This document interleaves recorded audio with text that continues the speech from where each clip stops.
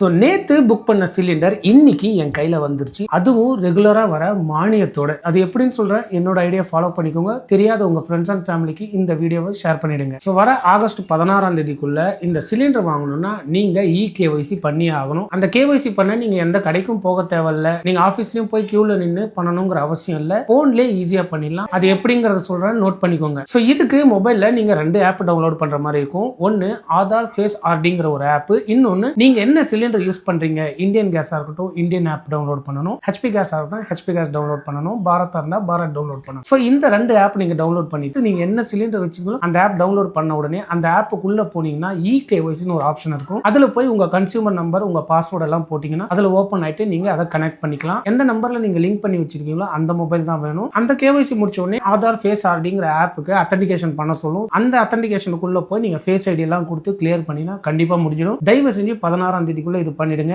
So இது பண்ணலன்னா என்ன நடக்கும்னா, நீங்க சிலிண்டர் புக் பண்ணும்போது புக் ஆகாம கூட போகலாம். சில நேரம் சிலிண்டர் லேட்டா கூட ஆகலாம். மானியம் கூட லேட் ஆக சான்சஸ் இருக்கு. சோ இதை கண்டிப்பா பண்ணி வச்சிருங்க. ரொம்ப யூஸ்ஃபுல்லான வீடியோ. உங்க ஃப்ரெண்ட்ஸ் அண்ட் ஃபேமிலி எல்லாருக்கும் ஷேர் பண்ணிடுங்க.